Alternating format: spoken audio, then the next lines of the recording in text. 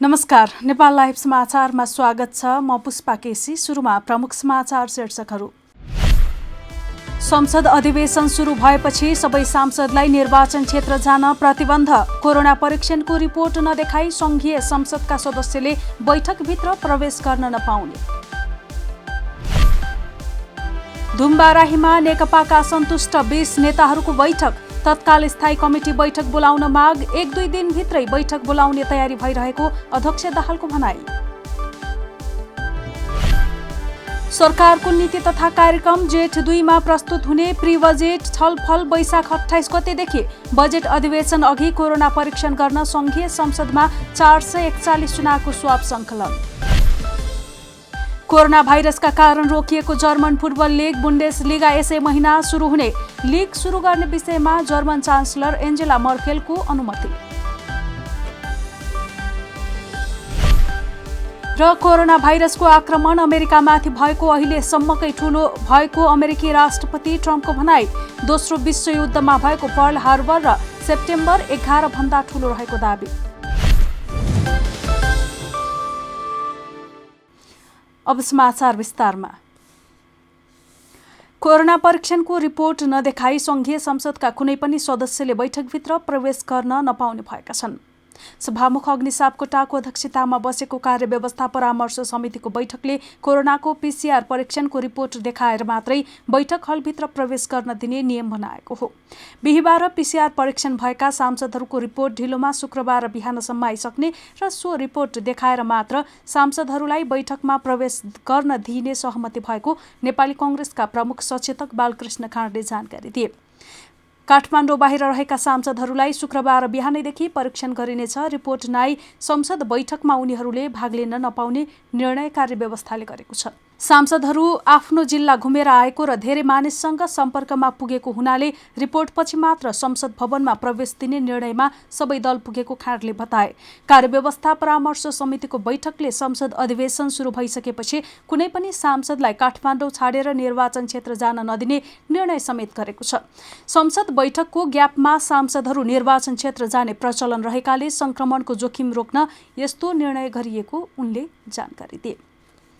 संस्कृति पर्यटन तथा नागरिक उड्डयन मन्त्री योगेश भट्टराईले कुनै पनि पर्यटन व्यवसायीले श्रमिकहरूलाई कामबाट निकाल्न नपाउने बताएका छन्। कोरोना भाइरसको नियन्त्रण रोकथामका लागि लकडाउन लागू गरिएपछि होटल संघ नेपालले होटल बन्द गर्ने र कर्मचारीलाई केही प्रतिशत रकम पारिश्रमिक दिने निर्णय गरेपछि मन्त्री भट्टराईले कसैले पनि श्रमिकलाई कामबाट हटाउन नपाउने बताएका हुन्। श्रमिकहरूको हकमा हामीले भनेका छौँ कुनै पनि व्यवसायीले श्रमिकहरूलाई अहिले बेदखल गर्न पाइँदैन। बेदखल गर्न पाइँदैन किनभने उहाँहरूको सामाजिक सुरक्षा कोष पनि छ। साथै उहाँहरूले होटल र अन्य कतिपय व्यवसायबाट प्राप्त गर्नुपर्ने उहाँहरूको विशेष सुविधाहरू पनि छन्। त्यसले सरकारले पनि त्यसमा हेर्छ। त्यसैले अहिले श्रमिकहरूलाई बेदखल गर्ने कुरा गलत हो, त्यो गर्न पाइँदैन भनेर हामीले भनेका छौँ र त्यसमा सरकारले आफ्ना केही आर्थिक प्याकेजहरू पनि दिने नै छन्। कोरोना भाइरसबाट परेको प्रभावलाई कम गर्ने व्यवसायी र श्रमिकहरूलाई को हितमा केही पुनर्स्थापना प्याकेजहरू अगाडि सार्नुपर्छ भन्ने सोचका साथ प्रस्ताव गरेका छौँ। मन्त्री भट्टराईले पर्यटन क्षेत्रको विकासका लागि आगामी वर्षको नीति तथा कार्यक्रम र बजेट मार्फत 10 वर्षे रणनीति घोषणा गर्न लागि समेत जानकारी दिए। उनले लगानीका लागि साझेदारी प्रतिफलमा हिस्सेदारी भन्ने सोच सहित पर्यटन क्षेत्रमा स्थानीय तह र प्रदेश सरकारसँग मिलेर लगानी गर्ने योजना समेत मन्त्रालयको रहेको जानकारी दिए। उनले प्रत्येक प्रदेशमा कम्तीमा एक ठाउँलाई मुख्य पर्यटन गन्तव्यको रूपमा विकास गर्न साझेदारीमा लगानी गर्ने समेत बताएका छन्। नेकपाका 20 प्रभावशाली स्थायी कमिटीका नेताहरूले 25 गतेका लागि बोलाइएको स्थायी कमिटी बैठक सार्नु गम्भीर गल्ती भएको निष्कर्ष निकालेका छन्। स्थायी कमिटी बैठक स्थगित भएपछि बिहीबार 20 नेताहरू पार्टी केन्द्रीय कार्यालय धुम्बारा आइपुगी बैठक सारिएको विषयमा जवाफ माग गरेका छन्। 25 गतेको स्थायी कमिटी बैठक बिना कारण स्थगित भएको भन्दै नेताहरूले तत्काल मिति तोकेर बैठक राख्न माग गरेको स्थायी कमिटी सदस्य अष्टलक्ष्मी साक्यले बताइन्। बैठकले प्रधानमन्त्री केपी शर्मा ओली स्थायी कमिटी बैठकमा फेस गर्न नसकेपछि भागेको 20 स्थायी कमिटी नेताहरूले निष्कर्ष निकालेका छन्। गत वैशाख 20 गते नेकपाको सचिवालयले बिहीबार 11 बजेका लागि स्थायी कमिटी बैठक बोलाएको थियो। बुधबार एजेन्डा तय गर्न बसेको सचिवालय बैठकमा स्थायी कमिटी बैठक नगर्ने गरी अध्यक्ष तथा प्रधानमन्त्री केपी शर्मा ओली बीचमै बैठक छाडेर निस्किएका थिए। साँझ दुई अध्यक्षले छलफल गरेर बैठक तत्कालका लागि स्थगित गर्ने निर्णय गरेका थिए। यसैबीच सत्तारूढ दल नेपाल कम्युनिस्ट पार्टी नेकपाका अध्यक्ष पुष्पकमल दाहाल प्रचण्डले पार्टीको आन्तरिक तयारी नपुगेका कारण स्थायी कमिटी बैठक स्थगित भएको र 1-2 दिनभित्रै बैठक बोलाउने तयारी भइरहेको बताएका छन्। अध्यक्ष प्रचण्डले दुई अध्यक्ष बीच छलफल जारी रहेको बताउँदै प्रधानमन्त्री समेत रहेका अर्का अध्यक्ष केपी शर्मा ओलीसँगको छलफल सकिएपछि 2 दिनभित्र स्थायी कमिटी बैठक बोलाउने तयारी भएको जानकारी दिए। अलिक गृह कार्य नपुगेकै हो मुख्य रूपमा, त्यसकारण दुईटा अध्यक्षले 1-2 दिनभित्र हामी बोलाउँछौँ। मैले निरीक्षण गरेँ, उहाँहरूको ब्रिफिङ पनि सुने। पहिला जे सोच्नु भएको थियो त्योभन्दा अहिले पछिल्लो तयारी निकै राम्रो मैले देखेँ। पहिला 1 सिट छोडेर बस्ने भन्ने थियो, अहिले 2 सिट छोडेर बस्ने, प्रधानमन्त्रीजीको लागि 2टा रो नै छोड्ने र माथि पनि प्रयोग गर्ने जो बनाउनु भएको छ र सेनिटाइजिङ गर्ने पनि सबै प्रक्रिया पनि राम्रैसँग सम्पन्न भएको र ढुक्कसँग बैठक बस्न सकिने वातावरण बनेको मैले। स्थायी कमिटी बैठक स्थगित भएपछि अध्यक्ष दाहालले पहिलो पटक बैठक स्थगित भएको विषयमा औपचारिक प्रतिक्रिया दिएका हुन्। पूर्व प्रधानमन्त्री डाक्टर बाबुराम भट्टराईले अर्थतन्त्रको विकासका लागि कोभिड-19बाट सिर्जित समस्यालाई अवसरको रूपमा लिनुपर्ने बताएका छन्। कोभिड-19बाट आएको सङ्कटलाई पुनर्निर्माण र नवनिर्माणको अवसरका रूपमा परिणत गरी अर्थतन्त्रलाई नयाँ मोडमा लैजानुपर्ने भट्टराईको भनाइ छ। संघीय संसद प्रतिनिधि सभा अन्तर्गतको अर्थ समितिको बिहीबारको बैठकमा पूर्व प्रधानमन्त्री भट्टराईले निजी क्षेत्र र सरकारको सामूहिक सहकार्यबाट नै समस्याको समाधान सम्भव रहेको बताए।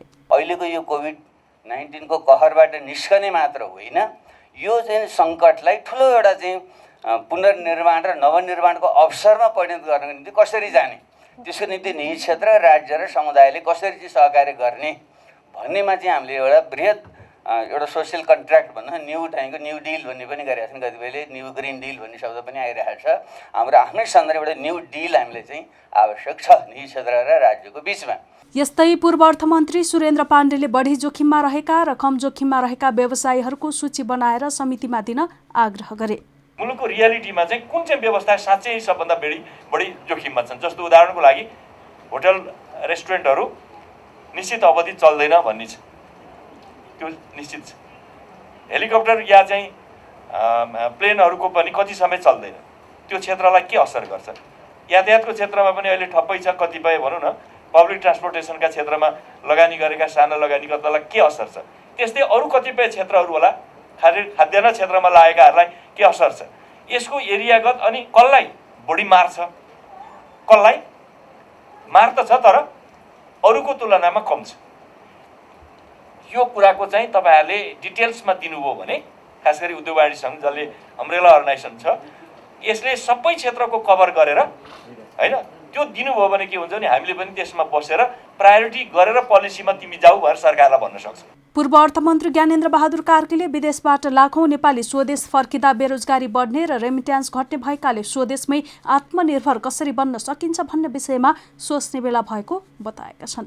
रेमिट्यान्सले हाम्रो फरेन अर्निङमा धेरै महत्त्वपूर्ण भूमिका निर्वाह गरेको छ र त्यो रेमिट्यान्स घटिसकेपछि यसलाई कसरी हामीले म्यानेज गर्ने त्यतातर्फ पनि हाम्रो दृष्टिकोण जान चाहिँ जरुरी छ। हामीसँग कृषिको त्यत्तिकै सम्भावना छ। कृषिमा हामी राइस चामल मात्रै 32 अरबको चामल हामी चाहिँ विगतको वर्षमा हामीले चाहिँ इम्पोर्ट गरेका थियौँ। बैठकमा उद्योगी व्यवसायीहरूले सबैभन्दा बढी समस्या पर्यटन क्षेत्रमा परेको बताएका छन्।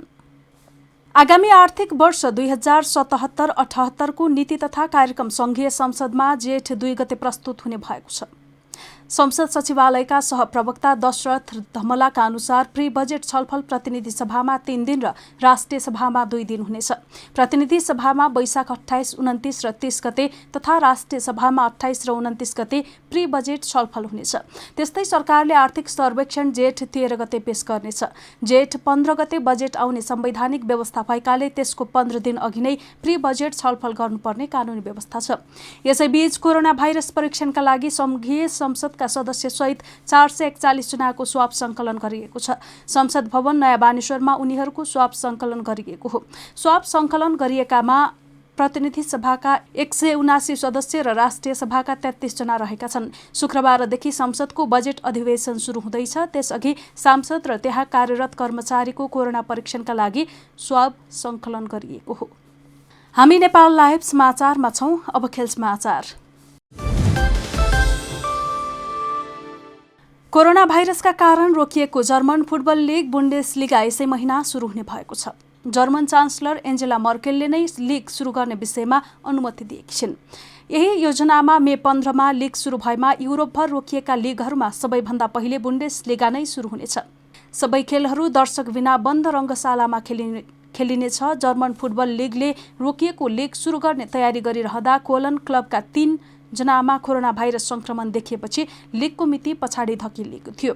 रोकिएका बुन्डेसलिगा र सेकेन्ड डिभिजन सक्नका लागि जर्मन फुटबल लिगले 36 व्यावसायिक क्लबसँग छलफल गरेको थियो, जसअनुसार लिग मे 9 तारिखदेखि पुनः सुरु गर्ने तयारी भइरहेको थियो। मार्च महिनाको मध्यदेखि नै कोरोना भाइरसका कारण बुन्डेसलिगा रोकिएको हो। लिगमा 25 खेल सकिँदा 55 अङ्कसहित बायर्न म्युनिख शीर्ष स्थानमा रहेको छ। कोलन 32 अङ्कसहित 10औं स्थानमा छ। नेपाल लाइभ समाचारमा अब अन्तर्राष्ट्रिय समाचार। अमेरिकी राष्ट्रपति डोनाल्ड ट्रम्पले कोरोना भाइरसको आक्रमण अमेरिकामाथि भएको अहिलेसम्मकै ठूलो भएको बताएका छन्। उनले कोरोना दोस्रो विश्वयुद्धमा भएको पर्ल हार्बर तथा 2 दशक अघिको सेप्टेम्बर 11 आक्रमणभन्दा बढी क्षति गरेको बताएका छन्। व्हाइट हाउसमा आयोजित नियमित ब्रिफिङमा ट्रम्पले भने हाम्रो मुलुकमा भएको यो अहिलेसम्मकै खराब आक्रमण हो। यो पर्ल हार्बर या वर्ल्ड ट्रेड सेन्टरमा भएको आक्रमणभन्दा खराब हो। हामीमाथि यस्तो आक्रमण कहिले भएको थिएन। उनले यो महामारीलाई सुरुमै रोक्नुपर्ने र त्यसभन्दा पनि चीनमै रोक्नुपर्नेमा त्यसो हुन नसकेको बताएका छन्। के तपाईँ यसलाई वास्तवमै युद्ध भएको आक्रमणको रूपमा हेर्नुहुन्छ भनेर पत्रकारले सोधेको प्रश्नमा उनले अमेरिकाका लागि कोरोना भाइरसको महामारी सबैभन्दा ठूलो शत्रु रहेको प्रतिक्रिया दिए। ट्रम्पले भाइरस फैलाउन चीन जिम्मेवार भएको पनि दोहोर्याएका छन्। उनले चीन विरुद्ध कडा कारबाही गर्ने पनि बताउँदै आएका छन्। नेपाल लाइभ समाचार सकिएको छ। समाचारको अन्त्यमा प्रमुख समाचारका शीर्षकहरू फेरि पटक। संसद अधिवेशन सुरु भएपछि सबै सांसदलाई निर्वाचन क्षेत्र जान प्रतिबन्ध। कोरोना परीक्षणको रिपोर्ट नदेखाई संघीय संसदका सदस्यले बैठकभित्र प्रवेश गर्न नपाउने।